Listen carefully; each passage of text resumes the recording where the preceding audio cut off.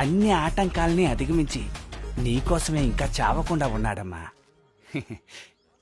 40 ఏళ్ళొచ్చాయని ఆలోచిస్తున్నావా? పెళ్లి చేసుకోవడానికి వయసు ముఖ్యం కాదమ్మా, లవ్వే ముఖ్యం. బయటికి రావమ్మా, రా. రే పర్మనెంట్ పిచ్చోడా,